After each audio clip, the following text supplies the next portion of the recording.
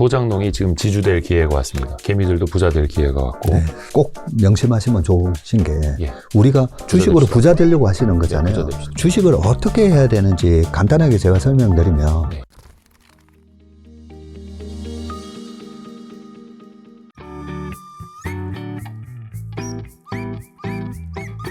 시장 측면에서 안 여쭤볼 수가 없는 게 외국인 수급입니다. 지금 3월에만 거의 31일 현재 한 35조 순매도를 했더라고요. 예. 물론 이제 대외 요인이 불안할 때 외국인이 한국에서 좀 ATM처럼 돈을 빼가는 거는 과거에도 있었으나 최근에 이 상황은 좀 어떻게 보시나요? 그러니까요. 외국인이 저는 한 달에 35조 해서 깜짝 놀랐어요. 하루에도 많긴 요즘 많아요. 뭐 5조씩 뭐 때리니까 예. 뭐 7조 때린 적도 있고 하니까 옛날 같으면 시장 폭락해야 되거든요.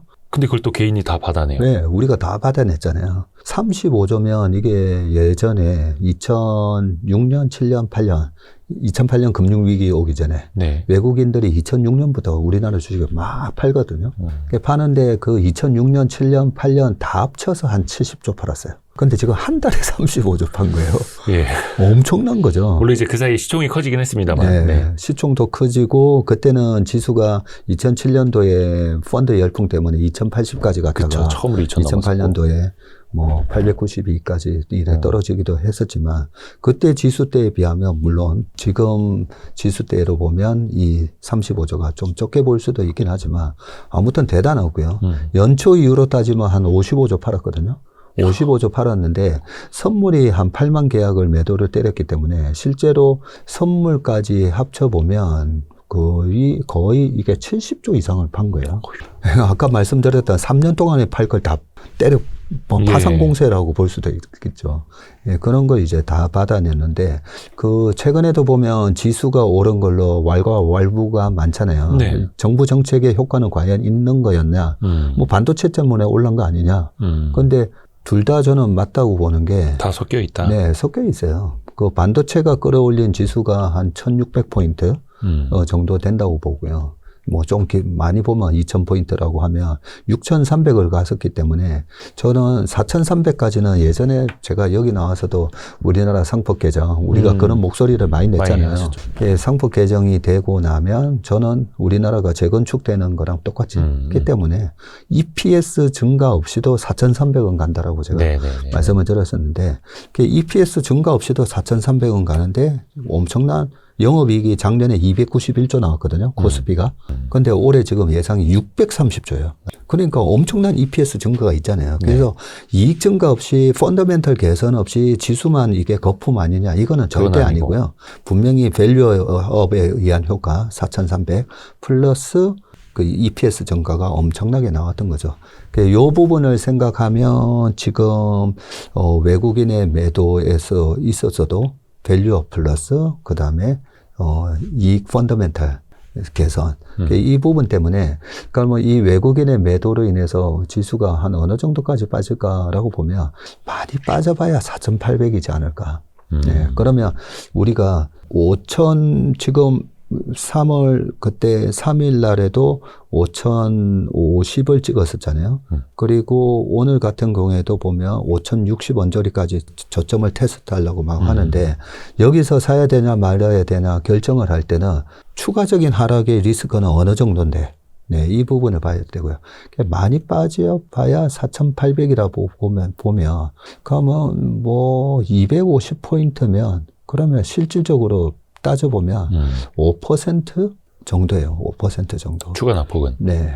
그래서 지금은 전체적인 밴드로 따져보면 제가 2월 말에 우리나라 시장이 너무 이제 좀 과한 상승을 보였을 때 아까 5년 6년 케이스를 가지고 나와서 말씀드렸던 게 이 강세장이기 때문에 오히려 조정이 한번 온다는 거죠.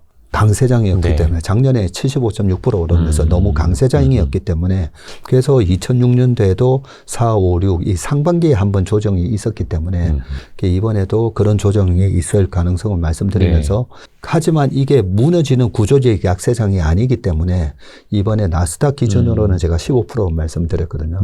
나스닥 기준으로 한 15% 정도 빠지면 거의 다 빠진 거고 그래서 조정이 오면 매수로 대응을 해야 된다는 거죠. 그럼 우리나라 지수도 이렇게 이틀 만에 빠질 줄은 몰랐어요. 예. 그런 건 몰랐지만 6,300에서 지금 5,000 정도 가면 그럼 1,300포인트가 빠진 거잖아요. 그렇죠. 그럼 뭐 6,000에 곱하기 20 하면 20%예요. 그러면 이게 강세장에서 나타나는 조정은 20% 정도면 매수 대응이 맞아요. 2004년이나 이럴 때도 조정이 있을 때 뭐 24% 빠지기도 하는데 그거는 뭐 좀 더 빠졌다가 어쨌든 빠르게 회복하는 거기 때문에 그래서 지금 외국인의 매도가 좀 무섭긴 해도 지금 우리나라가 2,500에서 30조 매도가 나오는 거라 5천에서 6천에서 30조. 특히나 이 35조 중에 반도체가 여기서 반도체가 차지하는 부분이 한 23조 되고 그다음에 현대차, 기아차거든요. 네. 네. 그렇게 보면 반도체 보세요. 그 하이닉스 15만 원, 20만 원 하던 게 100만 원이 됐잖아요. 예, 예. 삼성전자 5만 원, 6만 원 하던 게 20만 원이 그쵸. 됐으니까 그래서 수량으로 따져보면 사실은 반도체 수량으로 따지고 나누기 4 해야 돼요. 주식 수로는. 네. 그래서 한 20조 팔았으면 옛날 기준으로는 한 5조 팔았네. 한 6조 팔았네. 주식수 기준으로는 그쵸. 그렇다는 거죠. 그래서 너무 파상적인 매도 공세처럼 보이지만 꼭 그렇지는 않다라고 보고 또 하나 말씀드릴 거는 우리가 이런 이벤트에 의한 약세장일 때 과거에 외국인 이제 패턴을 봐야 되는데 네. 작년에 트럼프 관세 갖고 나왔을 때 네. 우리나라 시장에서 샀을 것 같아요. 작년 25년 2월부터 그죠? 외국인이 당시에도 1월 20날 취임하시고 나서 와 이제 트럼프 취임했으니까 뭐 경제 부흥시키고 하겠지 했는데 갑자기 2월 초에 관세 들고 나오고 3월 관세 들고 나오고 4월 초 그 관세를 들고 나왔을 때 외국인들이 엄청 때렸어요. 우리나라 시장. 왜냐하면 관세에 가장 충격을 받을 나라는 한국이니까. 그리고 지금도 마찬가지예요. 유가에 가장 취약한 나라는 한국일 거니까 때리는 거예요. 이 부분이 어느 정도 완화되잖아요. 네. 그러면 또 외국인은 돌아온다는 거죠. 그러니까 외국인의 매도가 꼭지라는 것도 아니고 거품 때문도 아니고 네. 본질과는 좀 상관없을 수 있다. 그리고 참 주식으로 부자 됩시다. 이번에 박세익 대표님이 쓰신 책을 보면은 그 챕터 중에 하나 그런 게 나옵니다. 인플레이션을 핵심 우량 자산으로 때려잡자. 네. 때려잡자라는 표현이 참 마음에 듭니다. 그럼 이제 전쟁으로 인한 이 인플레 우려 상황에서도 그거는 통하는 말일까요? 자, 이 부분은 예. 제가 꼭 명심하시면 좋으신 게 예. 우리가 주식으로 돈 벌려고 하시는 거잖아요. 그죠? 주식으로 부자 주식으로 됩시다. 부자 되려고 하시는 거잖아요. 네, 부자 됩시다. 주식을 어떻게 해야 되는지 간단하게 제가 설명드리면 네. 우리는 지금 자본주의에 살고 있죠. 예. 자본주의에 살고 있어요. 근데 옛날에 봉건주의 때 영주가 있고 기사가 있고 그다음에 소작농이 있잖아요. 예. 그러면 소작농이 열심히 일해가지고 생산한 거에 뭐 한 15%를 받아간다고 치자고요. 네.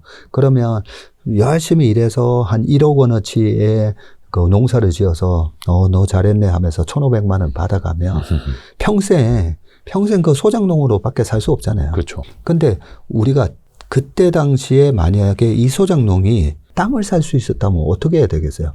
열심히 해서 일해서 1,500만 원 받아서 500만 원 쓰고 1,000만 원짜리 제가 1,000만 원씩 좀 땅 좀 살 수 없을까요? 땅 사서 계속 열심히 일해서 이제 내가 땅을 샀어요. 네. 그러면 1억 원어치 생산된 거는 다 내 거죠. 그죠?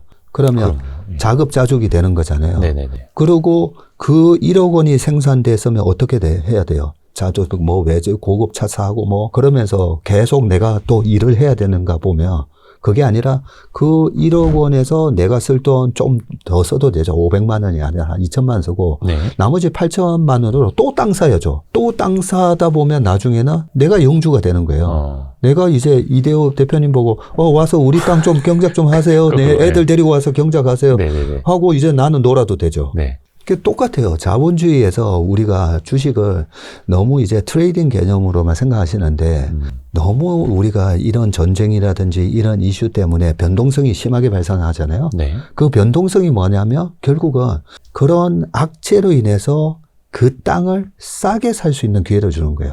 그럼 뭐 지금 땅에 해당되는 게 뭐냐면 이 대표님도 아드님 있으시죠? 저는 딸만 셋. 딸 셋이나 있어요? 네. 아들 같은 거 안 키웁니다. 아하, 부자네. 딸 부자. 부러워요. 네.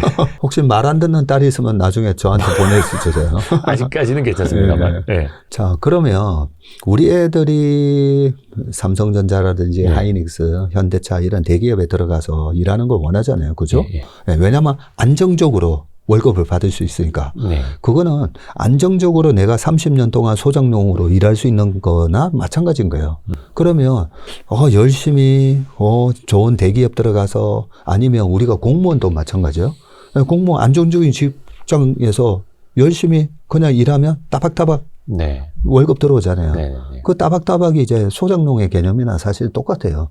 자, 그러면 공무원으로 일하든 아니면 대기업에서 일하든 아니면 의사나 약사나 프로야구 선수로 일을 하든 자, 그러면 그 받은 돈으로 뭘 해야 되냐. 내가 가서 안정적으로 일할 수 있는 기업의 주식을 사야 되는 거예요. 그렇게 해서 주식을 계속 사 모으다 보면 내가 바로 이 자본가, 자산가가 되는 거죠. 그렇게 자산가가 되다 보면 이제 워런 버핏처럼 가만히 있어도 코카콜라가 알아서 일하고 뱅크 오브 아메리카가 알아서 일하면서 배당을 딱딱딱 주잖아요. 그런데 그걸 언제 싸게 살 수 있느냐. 이왕이면 좀 싸게 사면 좋잖아요. 근데 싸게 살 수 있는 게 트럼프가 폭탄 관세 들고 오고 페드가 금리 올려서 시장 무너뜨렸을 때 그럴 때 그런 주식을 싸게 사는 거기 때문에. 그럴 때 아니면 박앤세일 안 하죠. 그럴 때 아니면 박앤세일 안 해줘요. 안 해주고 그 주식으로 부자 됩시다에서 제일 첫 번째 이 인플레이션을 우량 기업으로 해지합시다라고 한 개념이 그 개념이라는 거죠. 근데 왜 우량 기업이냐면 그 우량 기업의 개념이 우리가 소장농인데 네. 똑같이 일해가지고 쌀 100석이 나오는 땅이라 똑같이 일했는데 이게 자갈밭이야. 자갈밭이라서 아무리 일해도 안 나와. 그렇죠. 그게 바로 영업이익률인 거예요. 네네네. 조금만 해도 영업이익률 40%인 땅이라 열심히 일하는 것 같은데 맨날 적자. 맨날 얘가 5%밖에 막 옆에 경쟁이 심해가지고 그게 우량 기업이라는 게 개념이 뭐냐면 나도 저런 회사 다니고 싶은데 내가 크게 노력을 안 하는 것 같은데도 이익이 빵빵하게 나오는 그런 회사를 얘기를 하는 거죠. 그런 회사의 주식을 사모으잖아요. 그러면 그 인플레이션이 물가가 3에서 5%씩 연간 이렇게 나온다면 그동안의 우량 기업의 주가 상승률 보면 다 뭐 30% 전후예요. 그러니까 물가와 이자 금리보다 보면 거의 10배 이상 올라간다는 거죠. 네. 그게 우리가 주식으로 부자가 되는 방법이고 이 변동성이 그런 우량한 주식을 이래 박앤세일을 해주는 기회구나. 이 개념이 중요하다는 거죠. 그러니까 소장농이 지금 지주될 기회가 왔습니다. 그러니까요. 개미들도 부자 될 기회가 왔고 네. 그 우량자산 그러니까 땅을 팠는데 자갈밭이 아닌 아니. 정말 비옥한 토양이 되기 위해서 우리가 그동안 뭐 상법 개정이라든지 기울어진 운동장을 이제 개선하자라는 목소리를 내왔고 그건 어느 정도 이제 비옥해졌어요. 네. 땅 사기만 하면 됩니까? 땅 사기만 하면 되죠. 그동안에는 네. 우리가 열심히 가서 같이 일을 했잖아요. 그랬는데 대주주가 사실 다 가져간 거죠. 거기서 정말 앞으로 지금 벼농사가 아니라 이 명이나무를 하면 이게 잘 된대 해가지고 그 뭐 2차 전지가 됐든 이거 잘 될 거다 뭐 산삼 해가지고 막 했는데 열심히 일만 했는데 안 나눠줬던 거잖아요. 근데 이제 그걸 하지 말라고 한 게 이번에 성법 개정인 거고 그래서 지금은 이제 뒤통수 맞을 일은 없어졌어요.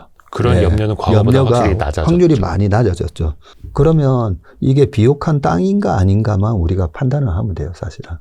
그러면 그 비옥한 땅이 가장 비옥한 땅이 이제 말씀하신 책에서도 말씀하신 핵심 우량 자산인데 네. 지금 증시에서는 누가 뭐래도 반도체입니까? 그래서 핵심 우량 자산의 기준이 뭔가 제가 아까 영업이익률이라 했잖아요. 왜 영업이익률이라면 핵심 우량 자산은 사실 핵심이라는 말이 사실 코어라는 걸 하잖아요. 네네네. 근데 이 핵심의 특징이 있어요. 희소성이 있다는 거죠. 얘밖에 못 해야 돼요. 그 얘밖에 못 하다 보니까 영업이익률이 되게 높게 나오는 거거든요. 그러면 최근에 엔비디아의 영업이익률 뭐 65%, 브로드컴 같이 에이직 반도체, 맞춤형 반도체 그런 회사들도 뭐 45%, 50% 막 이렇게 TSMC도 마찬가지고 그죠? 네네. 그러면 삼성전자 하이닉스의 영업이익률은 얼마 나오는가? 네, 이 부분인데 이번에 지금 1분기에 또 디램 가격이 큰 폭으로 70% 이상 증가하고 낸드도 보면 1년 전 비해서는 디램 가격이 1.3 하던 게 13불 됐고요. 낸드가 5배 올랐잖아요. 그래서 지금 영업이익률이 뭐 78% 뭐 이런다는데 그거는 아무래도 사이클 기업이다 보니까 이 영업이익률이 계속 지속되지는 않겠지만 이런 사이클 기업의 영업이익률은 5년 평균으로 봐야 돼요. 5년 평균으로 보면 삼성전자나 특히 하이닉스는 순수 반도체 업체다 보니까 영업이익률이 20%가 넘어요. 꽤 높아요. 근데 3년 전에는 적자 났었잖아요. 그렇죠. 왔다 갔다 하니까요. 7조 7천억 적자 났다가 올해는 뭐 170조 번다고 그러고 있어서 하이닉스 기준으로. 네. 그래서 시클리컬 기업의 영업이익률은 좀 왔다 갔다 하는데 그 5년 평균으로 봤을 때 삼성전자 하이닉스도 핵심 우량 기업 맞아요. 우리가 어떤 주식을 투자할 때 이게 핵심 우량 기업인가 아닌가를 봤을 때는 반드시 이제 영업이익률을 체크하시면 되고 두 번째는 개념을 좀 우리가 단순하게 생각하시면 되는데 가끔씩 보면 이제 중소형주에 대한 유혹을 느끼잖아요. 그렇죠. 예, 중소형주 누가 꼭 다른 그렇죠. 사람한테 얘기하지 말고 하나만 더. 이것만 꼭 사봐 하면서 보면 잡주예요. 보면 조그만 주식 막 잡주인데 왜냐하면 연예인들 주식 망한 스토리 보면 다 잡주 사서 상패 당하고 했다고 그러잖아요. 그럴 때마다 우리가 하나 생각해 보시면 좋을 게 우리 애가 취직했으면 좋을 회사인지 저는 그렇게 좀 판단해 보셨으면 좋겠어요. 뭐가 핵심 우량 기업인데 보면 우리 애가 취직했으면 그래서 제가 3년 전에 삼성전자 팔아서 2차전지 뭐 사라 이런 얘기가 있을 때 보면 굉장히 간단하게 답이 나온다는 거죠. 딸 삼성전자 다니지 말고 퇴사하고 하이닉스 퇴사하고 저기 2차전지 소재 개발하는 기업인데 거기 가봐 라고 할 것이냐 라고 할 것이냐 아니면 삼성전자 계속 다녀라고 할 것이냐 그렇게만 생각을 하더라도 우리가 우량 기업이 뭔지에 대한 부분은 어렵지 않아요. 개념이. 왜냐하면 우리 애가 다녔으면 하는 회사이기 때문에 그 회사를 장기적으로 보게 되거든요. 장기적으로 보게 되고 그냥 막연하게나마 저 회사는 돈 잘 버는 회사지 안정적으로 돈을 버는 회사지 알잖아요. 단기간의 주가 수익률 놓고 보면 어떻게 보면 잡주가 뭐 코스닥 작은 기업이 삼성전자보다 월등히 높을 수도 있겠으나 장기간으로 정말 장기간으로 본다면 그건 완전히 다른 얘기다라는 그런 취지이시고 근데 참 반도체도 돈은 잘 버는데 항상 노이즈는 많습니다. 최근에는 그 터보 퀀트라고 해서 메모리 데이터 사용량을 6분의 1로 압축할 수 있다는 기술 구글에서 발표한 것 때문에 모르겠습니다. 그것 때문에 빠진 건지 전쟁하고 뭐 이것저것 다 겹치면서 빠지는 건지 좀 본질은 어떻게 보세요? 사실 최근에 삼성전자 하이닉스의 영업이익 추정치가 내년 추정치 올해 둘이 합쳐가지고 뭐 하이닉스가 170조에다가 전자가 뭐 많이 파면 뭐 300조까지 뭐 이런 얘기가 올해까지는 그럴 수는 있는데 내년에도 더 늘어난다? 저는 사실 그걸 누가 사주는데 봐야 되잖아요. 네. 그 사주는 입장에서 과연 그대로 둘까? 그리고 분명히 가격 탄력성이라는 걸 우리가 좀 봐야 되잖아요. 가격 탄력성에 벌써 지금 모바일 랩탑이라든지 핸드폰은 가격 탄력성에 영향을 받거든요. 그래서 올해 모바일이나 랩탑 이런 쪽으로 나가는 반도체는 마이너스 12%예요. 보통은 빅그로스가 그래도 한 15에서 20 정도는 나오는데 가격이 이렇게 급등을 해버리니까 분명히 가격 탄력성에 의해서 소비가 줄어든다는 거죠. 그러면 우리가 예상했던 P 곱하기 Q에서 Q가 우리가 생각했던 것만큼 안 나올 수가 있죠. 2차 전지도 23년에 우리가 전망이 Q가 계속 늘어났는데 P도 유지되면서 늘어난다라고 봤잖아요. 근데 두 개 다 빠졌잖아요. 그런 부분이 있기 때문에 저는 이 시클리컬 산업을 전망을 할 때 너무 내년, 내후년에도 이 정도가 이익이 과연 난다고? 그렇게 생각했을 때 저는 약간 너무 장밋빛 전망이 주가에 좀 반영이 됐다는 생각을 합니다. 그렇기 때문에 최근에 주가가 약간 거품 영역으로 간 상황에서 이란 전쟁이 이제 뺨을 딱 때려줬다라고 보거든요. 그러면 어느 정도 주가가 빠지면 또 매력적인가라고 보면 지금 마이크론만 하더라도 고점 대비 이제 30% 빠졌거든요. 그러면 30%가 7,000원에서 10,000원이 갔다가 10,000원에서 이제 7,000원이 되면 30% 빠진 거잖아요. 네네네. 근데 7,000원에서 10,000원을 갈 때는 이게 42%예요. 예. 최근에 올랐던 그 42%를 토해낸 거예요. 네, 그 정도 보면 어느 정도 거품 약간 거품이 끼어 있던 것도 좀 제거가 됐다고 됐다. 보고 거기에 이란 전쟁이 하나의 뺨을 때려준 격이다. 그런 생각합니다. 사실 이제 반도체 쪽이 좋은 것도 AI 인프라 투자 측면에서잖아요. 근데 AI 관련된 게 굉장히 이제 막 넓어지고 있더라고요. 네. 데이터 센터, 뭐 전력기기, 최근에는 광통신까지도 AI 중심에다 둔 투자는 앞으로도 계속돼야 한다고 보시나요? 이거는 뭐 계속 될 수밖에 없어요.